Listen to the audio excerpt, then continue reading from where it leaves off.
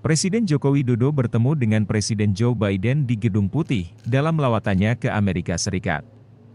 Pertemuan kedua kepala negara tersebut berlangsung Senin 13 November pukul 16.20 waktu setempat. Dalam pertemuan tersebut disinggung soal kemitraan kedua negara dalam mewujudkan perdamaian.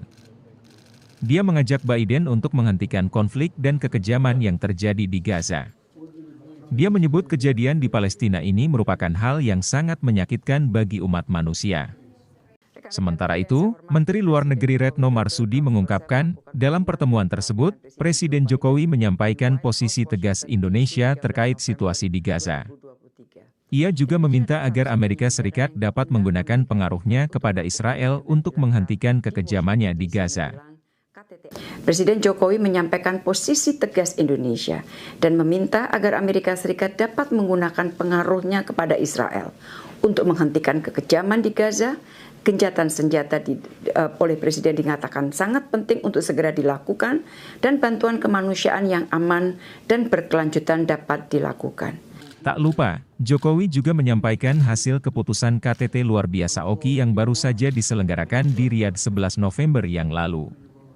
Dengan tegas, Jokowi menyampaikan bahwa posisi negara anggota OKI sangat solid dan keras agar Israel segera akhiri kekejamannya di Gaza. Selain membahas isu kawasan dan internasional, kedua kepala negara juga membahas kerjasama penting dalam pertemuan bilateral kemarin. Di antaranya, Indonesia dan Amerika Serikat sepakat untuk meningkatkan status hubungan bilateral dari Strategic Partnership menjadi Comprehensive Strategic Partnership.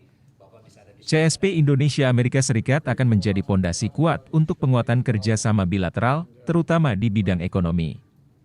Kemudian, lanjut dia, disepakati pentingnya penguatan kerja sama mineral kritis. Untuk itu akan dibentuk rencana kerja menuju pembentukan Critical Mineral Agreement.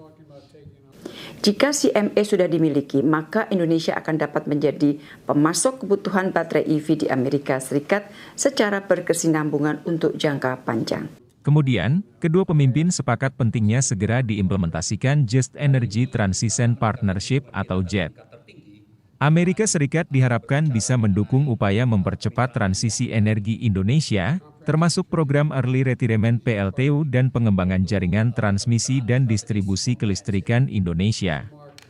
Selain itu, Indonesia juga telah terpilih sebagai salah satu mitra International Technology Security and Innovation Fund dari Amerika Serikat.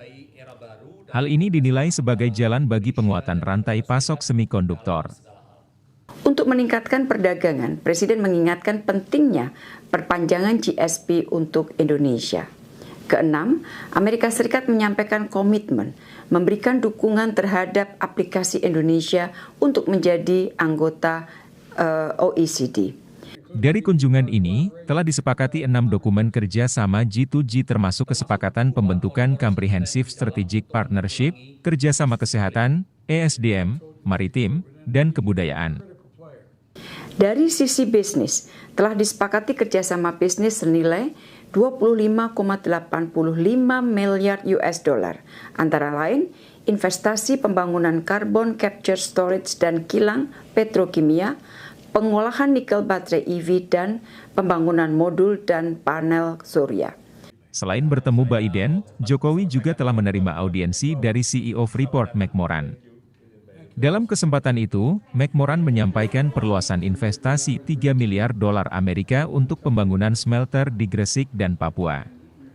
Menurut Retno, ini sejalan dengan prioritas Indonesia untuk mengakselerasi hilirisasi industri.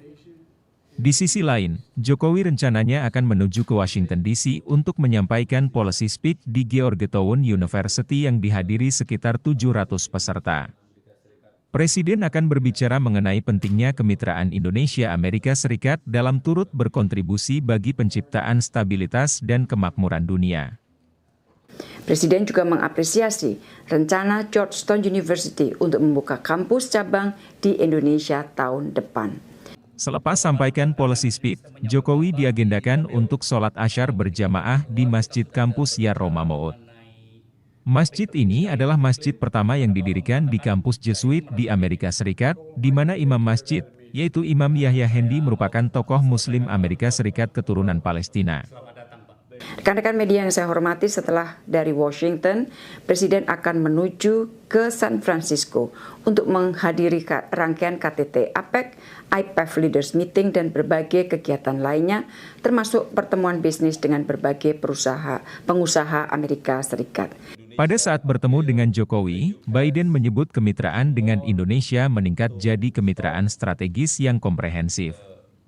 Hal ini menurutnya menandakan era baru kerjasama antar kedua negara dalam berbagai bidang. Hal lain yang dapat perhatian adalah pembangunan rantai pasok yang aman hingga penanggulangan krisis iklim. Biden menilai Indonesia punya peran dalam transisi energi bersih.